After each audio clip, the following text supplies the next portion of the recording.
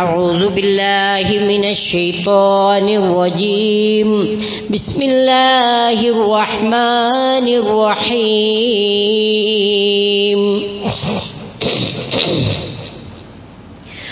وفي الأرض آيات للموقنين وفي أنفسكم أفلا تبصرون.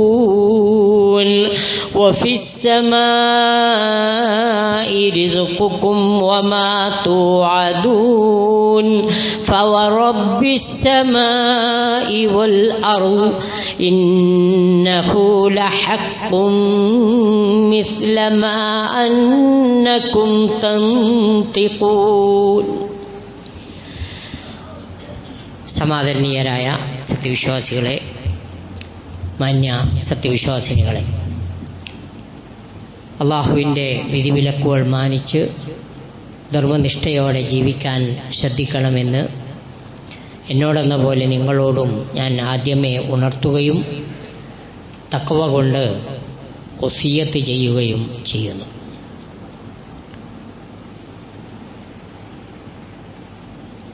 രണ്ടാഴ്ചകൾക്ക് മുമ്പ്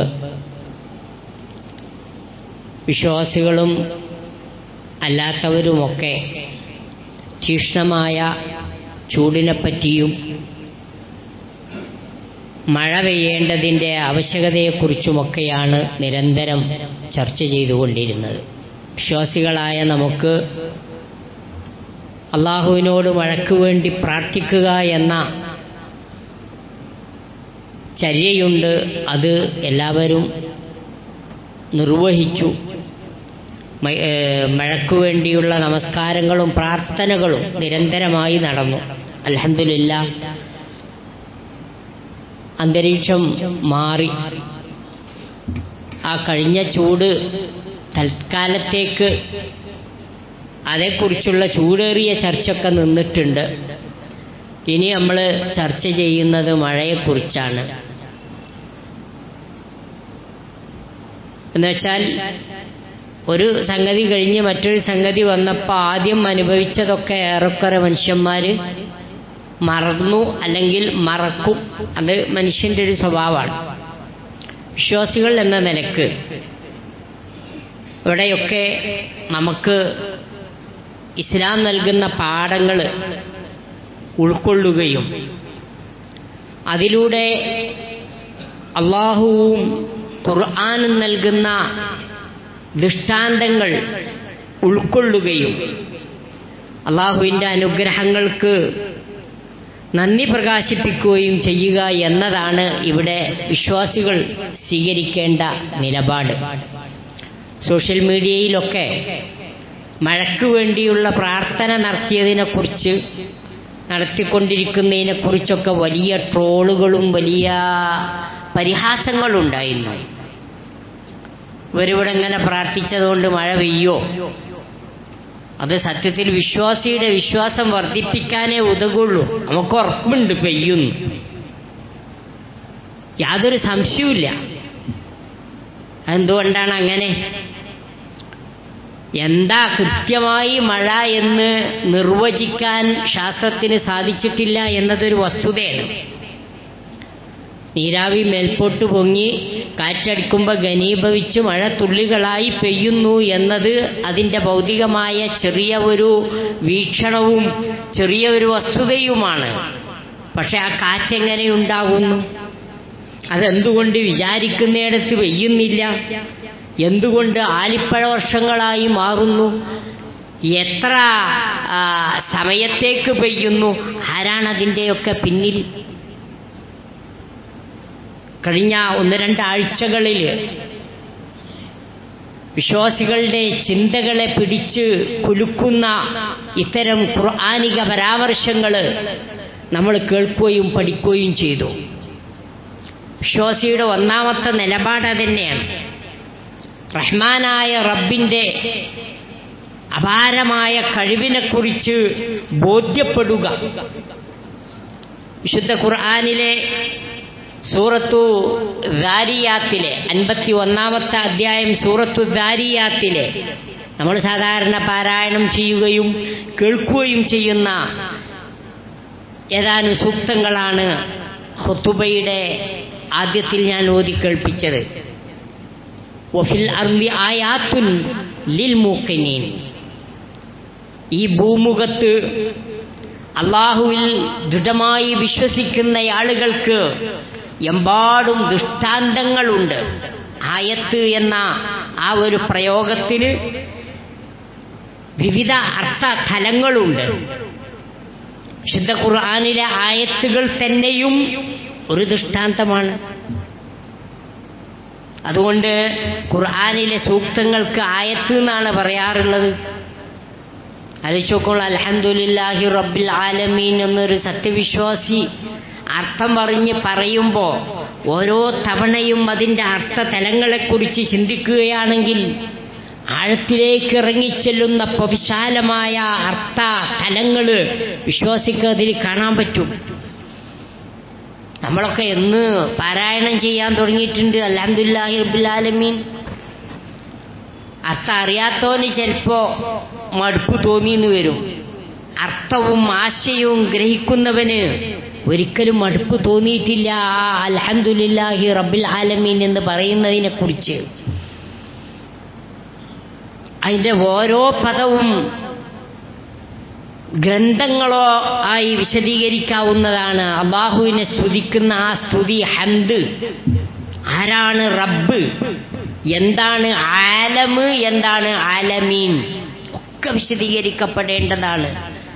മണിക്കൂറുകളോളം ദിവസങ്ങളോളം ചർച്ച ചെയ്യാവുന്ന പ്രവിശാലമായ അർത്ഥ മേഖലകൾ അതിനുണ്ട് എന്നൊരു വിശ്വാസിക്കറിയാം. ഞാൻ പറയുന്നത് ഖുർആന്റെ ഈ ആയത്തുകൾ തന്നെ ഒരു ദൃഷ്ടാന്തം എന്ന നിലക്ക് നമുക്ക് കാണാവുന്നതാണ്. അതിലടങ്ങിയ തത്വങ്ങളും അങ്ങനെ തന്നെ. ശാസ്ത്രീയമായ പ്രാപഞ്ചിക ദൃഷ്ടാന്തങ്ങളെക്കുറിച്ച് ഖുർആൻ ആയത്ത് എന്ന് പറയുമ്പോഴും അത് ആ ഒരു മേഖലയിൽ ഏറെ പ്രാധാന്യം അർഹിക്കുന്നതാണ്. പ്രവാചക പുങ്കവന്മാർ അവരുടെ പ്രബോധന പ്രവർത്തനങ്ങളിൽ പ്രബോധിതരാൽ കളവാക്കപ്പെട്ടപ്പോ അല്ലാഹു സുബ്ഹാനഹു വ തആല അവർക്ക് ചില ദിവ്യ ദൃഷ്ടാന്തങ്ങൾ നൽകി, മിറാക്കിൾസ്. അതിനെ വിശുദ്ധ ഖുർആൻ ആയത്ത് എന്നാണ് വിശേഷിപ്പിച്ചത്. അങ്ങനെ വ്യത്യസ്ത അർത്ഥങ്ങളുണ്ട് ആയത്ത് എന്ന ആ ഒരു അറബി പദത്തിന്.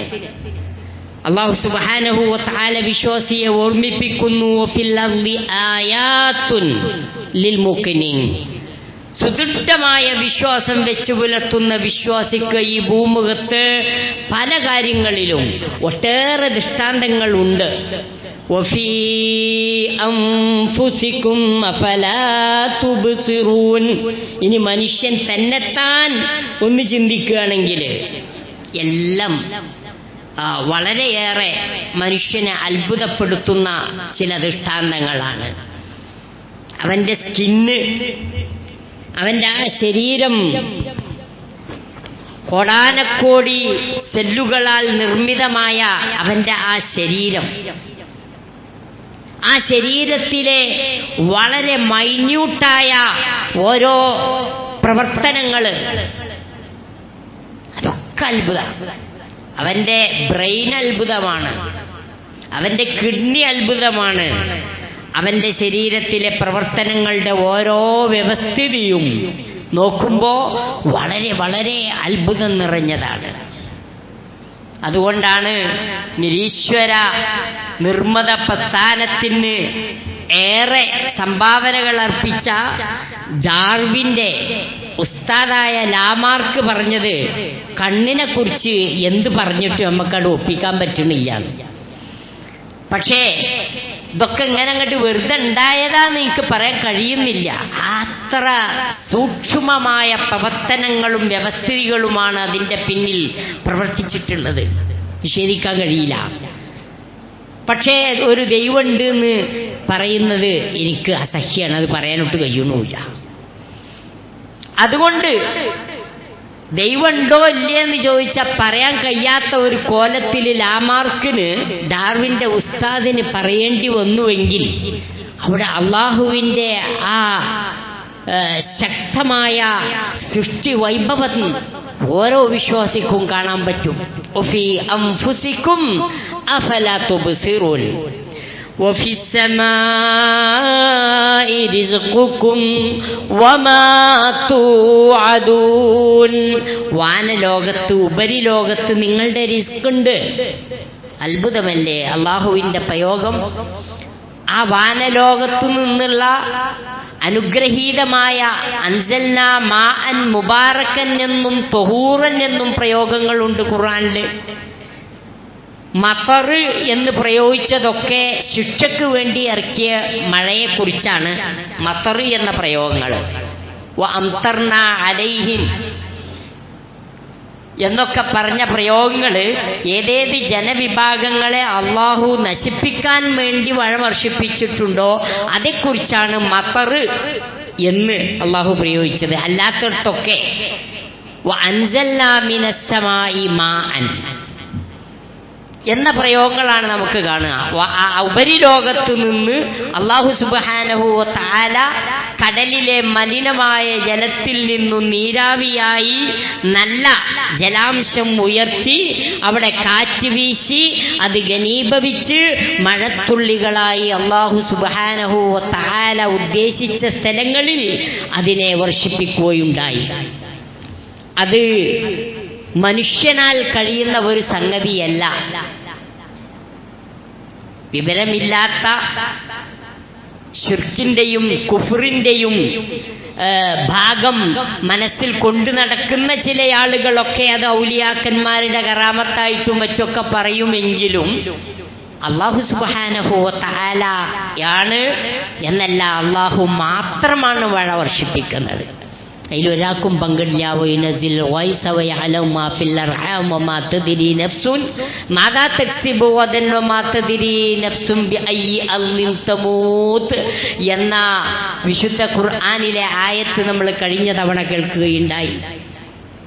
സൂറത്തുൽ മുൽക്കിന്റെ 30-ാമത്തെ ആയത്ത് ലാസ്റ്റ് ആയ അള്ളാഹു ഒരു ചോദ്യം ഇട്ടെന്നിട്ടാണ് ഒട്ടേറെ അനുഗ്രഹങ്ങൾ വിശദീകരിച്ചുകൊണ്ട് അവസാനം ഒരൊറ്റ ചോദ്യം മനുഷ്യന്റെ മനസ്സിലേക്ക് ഇട്ടു തന്നിട്ടാണ് അള്ളാഹു അധ്യായം അവസാനിപ്പിക്കുന്നത്. അതെന്താണ്? ഖുൽ അറഅയ്തും ഇൻ അസ്ബഹ മാഉകും ഗൗറാ ഫമൻ യഅ്തീകും ബിമാഇൻ മഈൻ. നിങ്ങൾ കുടിച്ചുകൊണ്ടിരിക്കുന്ന നിർമ്മലമായ ജലം ഭൂമിയുടെ അന്തർഭാഗത്ത് അതിൻ്റെ ഉറവ പടച്ച തമ്പുരാൻ പറയാണ്, നമ്മൾ അങ്ങോട്ട് വറ്റിച്ചു കളഞ്ഞാൽ ആ നിർമ്മലമായ ജലം നിങ്ങൾക്ക് ആരാണ് പിന്നെ കൊണ്ടുത്തരിക? വല്ലാത്തൊരു ചോദ്യമാണ്. ഉത്തരം വളരെ വ്യക്തമാണ്. മനുഷ്യന്റെ ആ അള്ളാഹുവിലേക്കുള്ള ആശ്രയമുണ്ടല്ലോ, അത് മനുഷ്യൻ സമ്മതിച്ചു പോവും. റബ്ബേ, ഞങ്ങളെല്ലാം നിസ്സാരന്മാരാണ്, ഞങ്ങളെല്ലാം നിന്നിലേക്ക് ആശ്രയിക്കേണ്ടവരാണ് എന്ന സംഗതി മനുഷ്യൻ അംഗീകരിച്ചു പോകും. ഈ ഒരു വസ്തുതയും തൻ്റെ ഇടവും തിരിച്ചറിവില്ലാത്ത ആൾക്കാരാണ് എന്ത് ചെയ്യുക? അള്ളാഹുവിനെ നിഷേധിക്കുക, അള്ളാഹുവിൻ്റെ അനുഗ്രഹങ്ങളെ നിസ്സാരമായി കാണുക. അത് വിശ്വാസിക്ക് ഒരിക്കലും ചെയ്യാൻ പാടില്ലാത്തതാണ്. എല്ലാ വെള്ളിയാഴ്ചയും നമ്മൾ പാരായണം ചെയ്യുന്ന സൂറത്തുൽ കഹ്ഫിലെ ഒരു 2 വ്യക്തികളുടെ കഥ ഖുർആൻ വിശദീകരിക്കുന്നുണ്ട്. അത് ഖുർആൻ വായിച്ച് നമ്മൾ മനസ്സിലാക്കേണ്ടതാണ്. ഒരു സൂചന തരാനേ സാധിക്കുള്ളൂ. ആ ആയത്ത് തുടങ്ങുന്നത് ഇങ്ങനെയാണ്: വളിരിബ് ലഹും മസലർ റജുലൈനി ജഅൽനാ ലിഅഹദിഹിമാ ജന്നതൈൻ മിൻ അഅ്നാബിൻ വഹഫഫ്നാഹുമാ ബിനഖൽ വജഅൽനാ ബൈനഹുമാ സർറാ. 2 വ്യക്തികൾ, അതിൽ ഒരാൾക്ക് അല്ലാഹു സുബ്ഹാനഹു വ തആല നല്ല ഫലഭൂയിഷ്ഠമായ ഫലസമൃദ്ധമായ ഒരു തോട്ടം നൽകി. ഞാൻ ആശയം ചുരുക്കി പറയണം. കിൽതൽ ജന്നതൈനി ആതത് കുലഹാ വലം തഗ്ലിം മിൻഹു ശൈആ വഫജ്ജർനാ ഖിലാലഹുമാ നഖറാ. മധ്യഭാഗത്തുകൂടി അരുവികൾ ഒഴുക്കി അല്ലാഹു സുബ്ഹാനഹു വ തആല ആ തോട്ടങ്ങളെ ഫലസമൃദ്ധമാക്കി. അങ്ങനെ ആ തോട്ടത്തിലെത്തിയപ്പോഴേ അങ്ങനെയാണല്ലോ, അമ്മാ മനിസ്തഗ്ന ഫഅൻത ലഹു തസദ്ദ. കുറച്ചൊക്കെ ഒരു റിനുണ്ടാവുമ്പോഴാണ് മനുഷ്യൻ എന്ത് ചെയ്യുക? അള്ളാനെ തള്ളി പറയാം. ഇവിടെ അതന്നെ സംഭവിച്ചത്. എന്ത് ചെയ്തു? قال وكان له ثمر فقال لصاحبه وهو يحاوره أنا أكثر منك مالا وأعز نفرا. ആ തോട്ടത്തിന്റെ മുതലാളി തന്റെ സുഹൃത്തിനോട് പറഞ്ഞു, സംഭാഷണ മധ്യേ, വഹുവ യുഹാവിറു അന അക്സറു മിൻക മാലൻ വഅഅസ്സു നഫറ. സുഹൃത്തെ, ഒരു കാര്യം മനസ്സിലാക്കണം, എനിക്ക് നിന്നേക്കാൾ ആൾബലവുമുണ്ട്, ധനവും സ്വാധീനവുമുണ്ട് എന്നങ്ങ് പറഞ്ഞു. ആശയമാണ് ഞാൻ പറയുന്നത്. വദഖല ജന്നത വഹുവ ളാലിമുൻ ലിനഫ്സി. അയാൾ തന്റെ ആ തോട്ടത്തിൽ പ്രവേശിച്ചത് ഇങ്ങനെ ഒരു ഗർവോടുകൂടി ആത്മദ്രോഹം ചെയ്ത രൂപത്തിലാണ്. അയാൾ ഒരു കാര്യം കൂടി പറഞ്ഞു, ഖലമ അളുന്നു അൻ തബീദ ഹാദിഹി അബദ. എന്റെ ഈ അനുഗ്രഹം ഒരിക്കലും നശിക്കൂല എന്നാണ് എൻ്റെ ഒരു അഭിപ്രായം. അങ്ങനെ അയാൾ താൻ പോരിമ കൊണ്ട്, തന്റെ ധനാഢ്യനാണ് താൻ എന്ന ഭാവം കൊണ്ട് അയാൾ വേറെയും കുറെ പറഞ്ഞു. ഒരു ഖിയാമത്ത് നാള് വരാണ്ട് നിൽക്കുള്ള ആ വാദമുണ്ടല്ലോ, അതൊന്നും ഞാൻ അത്ര കാര്യമാക്കുന്നില്ല. ഇനി മാത്രമല്ല,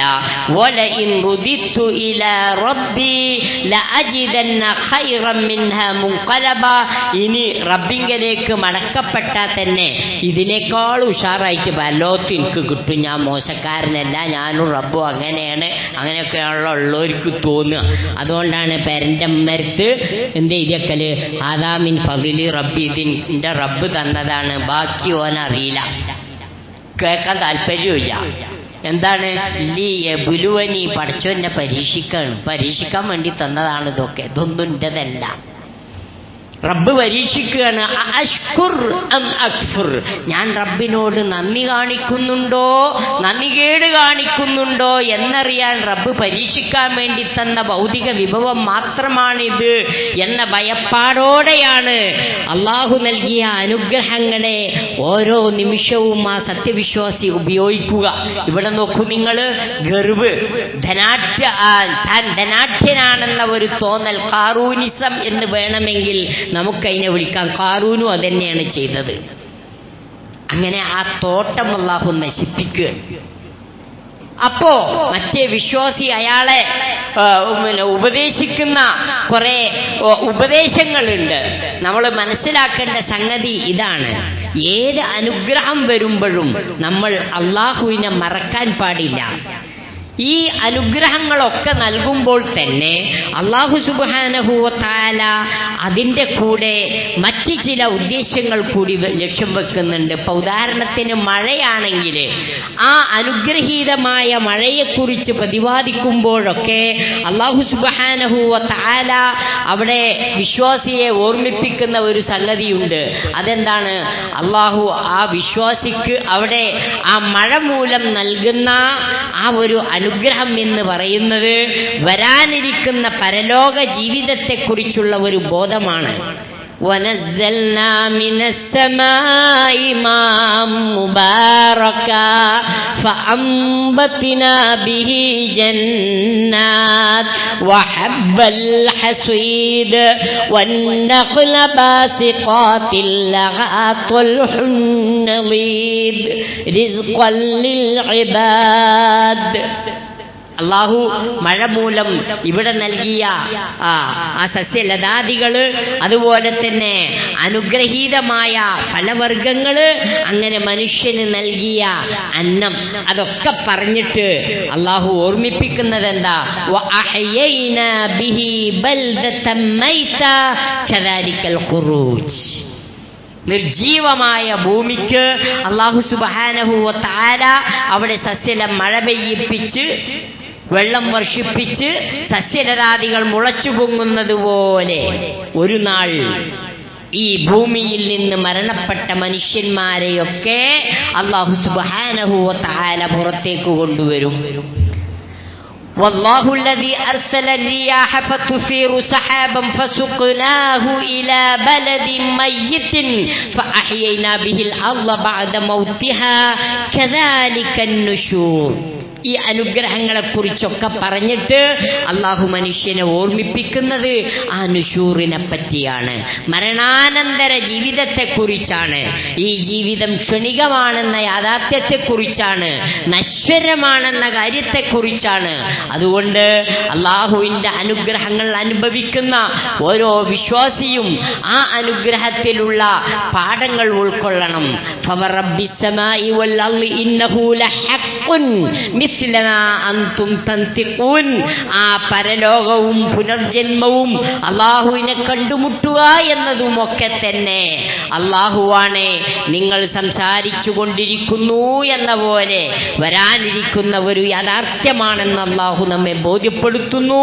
അതാണ് നമ്മൾ പഠിക്കേണ്ട മറ്റൊരു പാഠം. അള്ളാഹു നമ്മെ അനുഗ്രഹിക്കുമാറാകട്ടെ.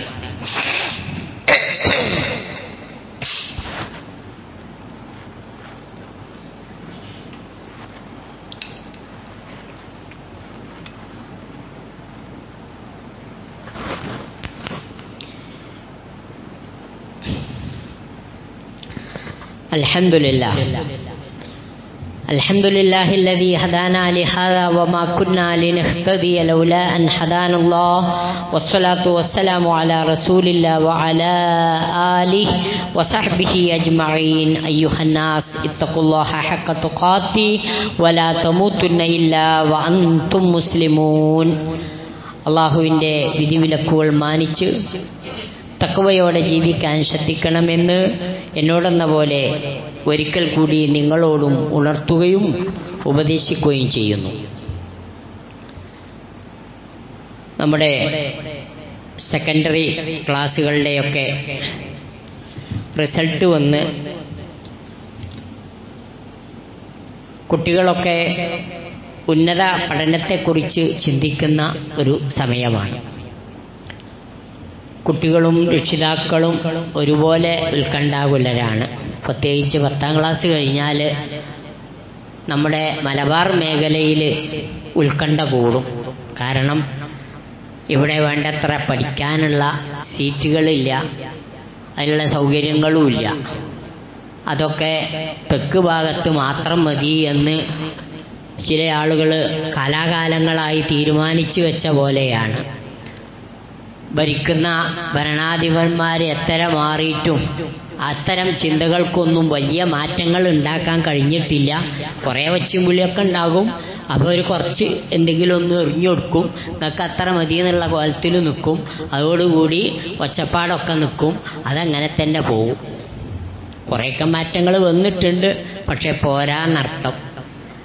എന്തായാലും ഈ ഉത്കണ്ഠക്കിടയിൽ മെഡിസിന് പോകണോ, എൻജിനീയറിങ്ങിന് പോകണോ, എവിടെയാണ് കുട്ടീനൊന്ന് ചേർത്ത് കിട്ടുക എന്ന് വിചാരിച്ച് പരക്കം പായണീൻ്റെ ഇടയിൽ സ്വസ്ഥമായിട്ട് ചിന്തിക്കാൻ വേണ്ടി ഒരു മേഖലയും കൂടെ പറഞ്ഞു തരാനാണ് ഈ 2ാം ഖുതുബ ഉദ്ദേശിക്കുന്നത്. അത് മറ്റൊന്നുമല്ല, നമുക്ക് ദുനിയാവിലും ആഖിറത്തിലും ഗുണം കിട്ടുന്ന രൂപത്തിലുള്ള ചില പഠനങ്ങളും കൂടി ഇവിടെ ഉണ്ട്. അത് നമ്മൾ കാണാതെ പോകരുത്. അത് നമുക്ക് മാത്രം എടുക്കാൻ പറ്റിയ ഒരു സംഗതി കൂടിയാണ്. പക്ഷെ അതിൻ്റെ പ്രാധാന്യം മനസ്സിലാക്കിയിട്ട് നമ്മളല്ലാത്ത ചില ആൾക്കാരും കൂടെ എടുക്കാൻ തുടങ്ങിയിട്ടുണ്ട് എന്നതും നമ്മൾ അറിയാതെ കണ്ട. എന്താന്ന് വെച്ചാൽ ദീനും ദുനിയാവും കൂടെ ചേരുന്ന ചില മേഖലകളുണ്ട്. അത്തരം കുറേ കോഴ്സുകളുണ്ട്. അതിൽപ്പെട്ട ഒരു കോഴ്സാണ് അറബി കോളേജുകളിലൊക്കെ പഠിപ്പിക്കുന്ന BA അഫ്സലുൽ ഉലമ എന്ന ഡിഗ്രി. 10ാം ക്ലാസ് കഴിഞ്ഞ കുട്ടിക്ക് ഒരു 2 കൊല്ലം അതിൻ്റെ പ്രിലിമിനറി ക്ലാസ്സുകളുണ്ട്.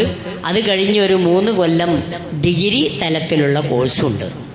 അവിടെ കുട്ടി വിശ്വാസം പഠിക്കുന്നുണ്ട്, ഖുർആൻ പഠിക്കുന്നുണ്ട്, ഹദീസ് പഠിക്കുന്നുണ്ട്, ഇസ്ലാമിക ചരിത്രം പഠിക്കുന്നുണ്ട്, സാഹിത്യങ്ങൾ പഠിക്കുന്നുണ്ട്. ഇതൊക്കെ ഉണ്ട്.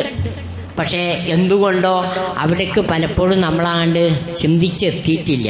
നമ്മളെ ചില അധമ ചിന്താഗതികൾ, അതിൻ്റെ കുട്ടി ഒരു എൻജിനീയർ എന്ന് പറയുന്ന ഒരു രൂപത്തിലേക്ക് എത്തൂല.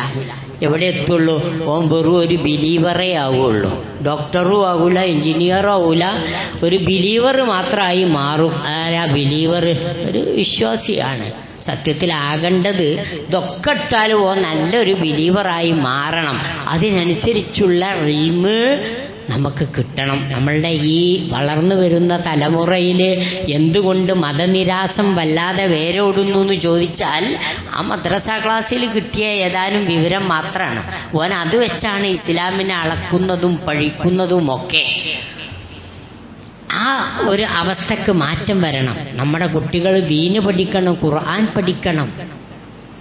അതിലേക്ക് കുട്ടികളെ നമ്മൾ ആകർഷിക്കണം. ഭൗതികമായ വിദ്യാഭ്യാസ രംഗത്ത് നല്ല മുന്നേറ്റം നടത്താൻ നമ്മുടെ ഉമ്മത്തിന് സാധിച്ചിട്ടുണ്ട്. ഇനിയും ആ നിലക്ക് ഉണ്ടാകേണ്ടതുണ്ട്. സിവിൽ സർവീസ് മുതൽ എല്ലാറ്റിനും ശ്രമം നടത്തേണ്ടതുണ്ട്. പക്ഷെ ഒന്നിനും കൊള്ളാത്തവരായി നമ്മളെ മക്കൾ മാറാൻ പാടില്ല. അതുകൊണ്ട് ഈ ദീനീ പഠന രംഗം കൂടി പ്രാധാന്യപൂർവം വിശ്വാസികൾ എന്ന നിലക്ക് നമ്മൾ എടുക്കേണ്ടതാണ്.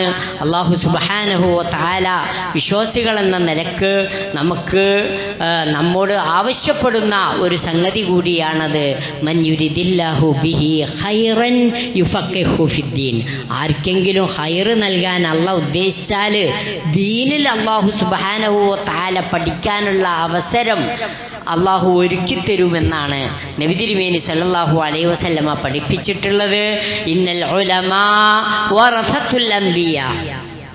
ദീനീ വിജ്ഞാനം നേടിയ പണ്ഡിതന്മാർ യഥാർത്ഥത്തിൽ പ്രവാചക പുങ്കവന്മാരുടെ അനന്തരാവകാശികളാണ് എന്ന് പറഞ്ഞാൽ ഇന്നൽ അംബിയാ ലം യുവരിസു ദീനാറും വലാ ദിർഹമ.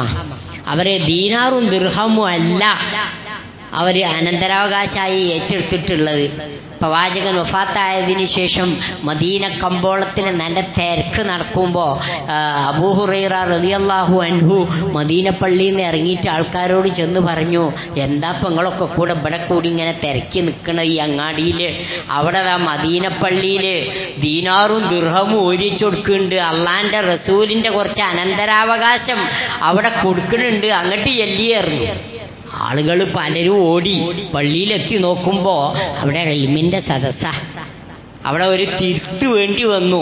ദീനാറും ദിർഹമും അല്ല പറഞ്ഞത്. പിന്നെ അള്ളാഹുവിൻ്റെ പ്രവാചകൻ നമുക്ക് അവശേഷിപ്പിച്ച ഏറ്റവും മഹത്തരമായ ഒരു സമ്പത്ത്, ഒരു അനന്തരാവകാശം ഇവിടെ ഒരുക്കി ഉണ്ട് എന്നാ പറഞ്ഞത്.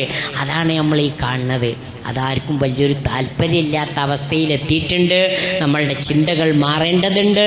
അല്ലാഹു സുബ്ഹാനഹു വ തആല നമ്മളുടെ മക്കൾക്ക് നല്ലത് പഠിക്കുവാനും അത് ജീവിതത്തിൽ പകർത്തുവാനുമുള്ള അവസരം ഒരുക്കി കൊടുക്കുകയും അവരെ നമുക്കും നമ്മുടെ നാടിനും അതുപോലെ തന്നെ ഈ ഉമ്മത്തിനും ദീനിലും അതുപോലെ തന്നെ ആഖിറത്തിലുമൊക്കെ ഉപകരിക്കുന്ന സ്വാലിഹായ സന്താനങ്ങളാക്കി അവരെ മാറ്റുമാറാകട്ടെ. അള്ളാഹുവിനെ ഭയപ്പെട്ട് ജീവിക്കുന്ന സത്യവിശ്വാസികളുടെ കൂട്ടത്തിൽ അള്ളാഹു നമ്മെ ഏവരെയും ഉൾപ്പെടുത്തി അനുഗ്രഹിക്കുമാറാകട്ടെ. അബുദാബിയിൽ ഉണ്ടായിരുന്ന നമ്മുടെ ഒരു സഹോദരൻ, അരീക്കോട്ട് പത്തനാപുരത്തിനടുത്ത് താമസിക്കുന്ന അത്തിമണ്ണിൽ അബ്ദുറഹ്മാൻ എഞ്ചിനീയർ എന്ന് പറയുന്ന മാന്യ സഹോദരൻ കഴിഞ്ഞ ദിവസം മരണപ്പെടുകയുണ്ടായി. അദ്ദേഹത്തിന് വേണ്ടി പ്രാർത്ഥിക്കണമെന്ന് ബന്ധുക്കൾ ആവശ്യപ്പെട്ടിട്ടുണ്ട്. അല്ലാഹു സുബ്ഹാനഹു വ തആല അബ്ദുറഹ്മാൻ എന്ന നമ്മുടെ ആ സഹോദരന് അദ്ദേഹത്തിൻ്റെ ബർസഖിയായ ജീവിതം നന്നാക്കി കൊടുക്കുമാറാകട്ടെ. അദ്ദേഹത്തിൽ നിന്നും വന്നുപോയ ചെറുതും വലുതുമായ തെറ്റുകുറ്റങ്ങൾ അല്ലാഹു പുറത്തു മാപ്പാക്കി കൊടുക്കുമാറാകട്ടെ. നമ്മെയും അല്ലാഹു അവൻ്റെ ജന്നാത്തുൽ ഫിർദൗസിൽ ഒരുമിച്ച് കൂട്ടുമാറാകട്ടെ. അല്ലാഹുമ്മ ഗ്ഫിർ ലിൽ മുഅ്മിനീന വൽ മുഅ്മിനാത്ത് വൽ മുസ്ലിമീന വൽ മുസ്ലിമാത്ത് അൽ അഹ്യാഇ മിൻഹും വൽ അംവാത്ത് യാ മുജീബ ദഅവാതി വ യാ ഖാദിയൽ ഹാജാത്ത്. അല്ലാഹുമ്മ ഗ്ഫിർ ലനാ വ ലി ഇഖ്വാനിന അല്ലദീന സബഖൂനാ ബിൽ ഈമാൻ വ ലാ തജ്അൽ ഫീ ഖുലൂബിനാ ഗില്ലൻ ലില്ലദീന ആമനൂ റബ്ബനാ ഇന്നക റഊഫുർ റഹീം. അല്ലാഹുമ്മ അഗ്സ്നാ വൈഫൻ മരീഅൻ നാഫിഅ غير ضار. اللهم أغثنا غيثا نافعا صيبا سحا مغدقا مجللا. اللهم انصر إخواننا في فلسطين وانصر المسلمين المجاهدين في كل زمان ومكان. اللهم دمر أعداءنا وأعداء الدين. اللهم شتت شملهم وفرق جمعهم ومزقهم كل ممزق. اللهم لا تسلط علينا من لا يرحمنا وكف عنا أيدي الظالمين والكافرين والمنافقين. اللهم ربنا تقبل منا إنك أنت السميع العليم وتب علينا إنك أنت التواب الرحيم واغفر لنا يا غافر المذنبين وارحمنا بأنواع رحمتك يا أرحم الراحمين.